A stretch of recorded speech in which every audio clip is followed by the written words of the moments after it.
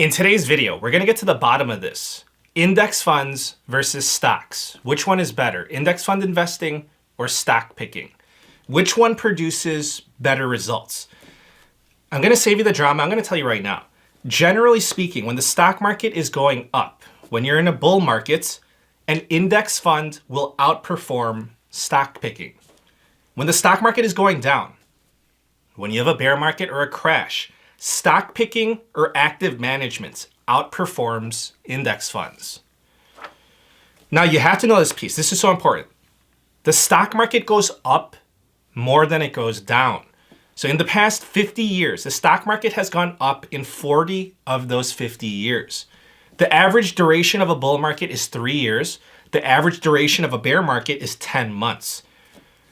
Of course, the time frame that you're looking at when you're analyzing it, of course, that's going to change the figures, but generally speaking, it's in that range. So I'll tell you this, even if you're not a beginner in the stock market, what I just told you is very educational information. That's very insightful.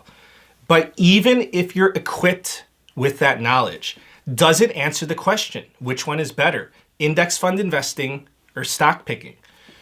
Well, you can make the arguments that I just said, that index funds, they outperform when the stock market is going up, and the stock market goes up more than it goes down. So you can deduce that index fund investing is better.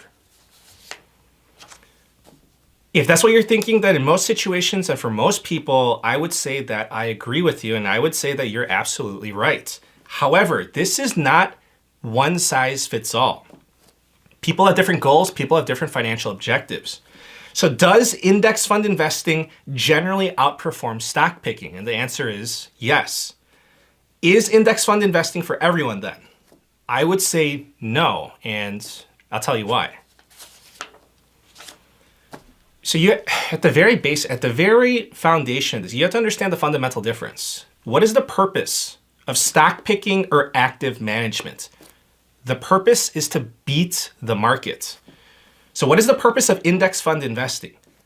It is to match the performance of the market, nothing more or nothing less. So if your goal is to become a superior investor, then you can't just stick all your money to an index fund that tracks the S&P 500, because if you do that, then you're never going to beat the markets and you will never achieve your goal. So we're going to play devil's advocate here. So the reality of the situation is that a lot of people, amateurs and pros, attempt to outperform the markets. And some investors, they do. They consistently beat the market even in bull markets. But the majority of investors fail miserably, even in bear markets.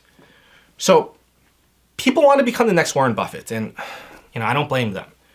So this is actually a good segment to tell you what Warren Buffett thinks about index fund investing. So Warren Buffett says that most investors are better off using index funds instead of trying to pick stocks.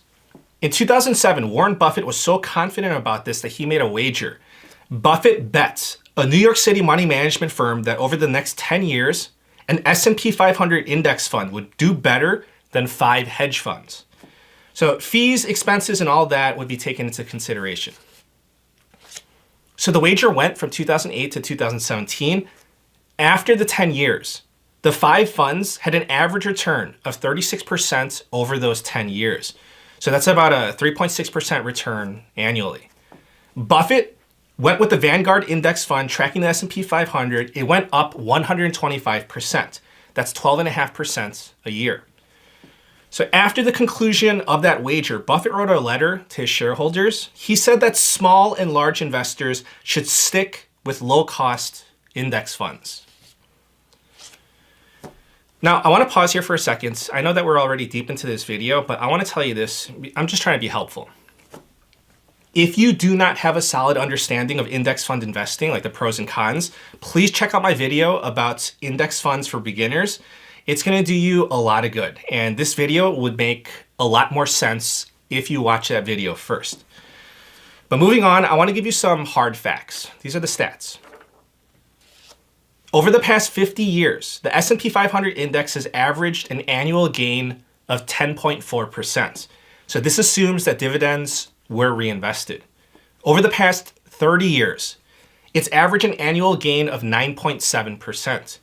Over the past 20 years, it's averaged an annual gain of 10.3%. So if you noticed, it's pretty consistent. 20 years, 30 years, 50 years, 9 to 10% returns. So that's what you can expect. And I think that's a good sample size. So here's some more stats for you. The Standard & Poor's has been tracking the record of active managers. In their report last year, they cite that after 5 years, 84% of actively managed funds have underperformed their benchmarks. So they're not cherry picking the data either. They're not cherry picking it with a 5-year time frame, because when you look at a 10-year time frame, it's actually 90% of active managers underperform. So it's actually worse. They noted that one of the various reasons why is because fund managers, they do too much trading, which compounds investing mistakes. So I imagine that it's the same thing. It's probably amplified with amateur stock pickers as well. However, as I told you before, active management outperforms when the stock market is going down. So in the past 10 years, only 10% of active managers have beat the markets. But in 2022, when the stock market was going down, 49% of active managers beat the markets. So I want to tell you what's going on. When the stock market is going up, the easiest way to make money is to keep riding the wave with the same winning stocks. And that's something that index funds do automatically. But when the stock market abruptly shifts from bull market to bear market, that stops working. Or if there's a rotation from one sector to another, let's just say from tech stocks to value stocks, stock pickers are better at picking the winners in that rotation. So those are the stats, that's the situation, and you can interpret the data however you please. Now, this is my recommendation to you. Index fund investing is appropriate for most people. In my opinion, it's hard to screw up index fund investing, but you'd be surprised because people do it all the time. So I want to tell you how to not screw up index fund investing. So the first thing is that you need to have a long-term approach, a long-term mentality. So I told you the returns over that time frame, those time frames, 20 years, 30 years, 50 years. Even if the stock market crashes, if you take a long-term approach, it's all going to even out. But if you don't have a long-term mentality, you could get hit by a very bad year and it could crush your portfolio. So in 1974, the stock market went down 29%. In 2002, it went down 23%. In 2008, the market went down 38%. One bad year, it could devastate your returns if you have a short-term approach. The second thing that I recommend is that if you're going to be an index fund investor, then you have to stay consistent with your contributions. This is important because if the stock market crashes in a given year, that is actually the best time for you to deploy your money. That is the worst time for you to not contribute. And if you're not consistent and you miss that year, that's going to really drag down your overall returns.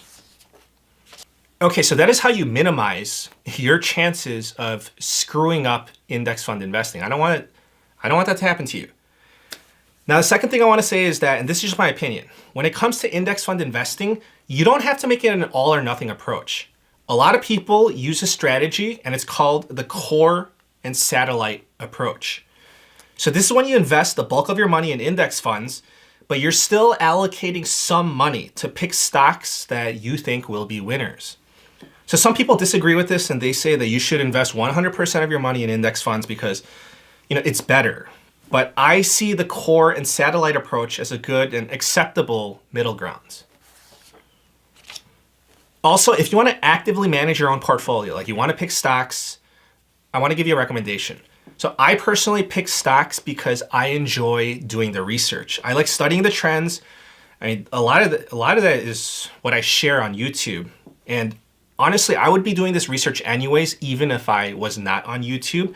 So I pick stocks. However, I will use ETFs, I will use index funds to complement my stock picks. So I want to give you an example. Let's just say that I pick a bunch of tech stocks, right?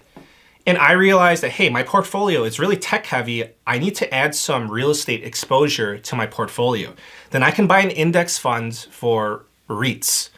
It would be the same story if I wanted to add exposure to energy or bonds or international or even pharmaceuticals. It could be used as a complement to whatever you're lacking. So in this scenario, index funds are the satellites, in addition to your core holdings, which are the stocks that you pick and actively manage. So that's the way I see it. That's the way I treat it. So if you do want to see my stock picks and you want exclusive investing content, please check out our website. It's clearvalueinvesting.com. I'm going to leave a link down below. Please subscribe. I thank you for the support and wish you a very nice day. Take care.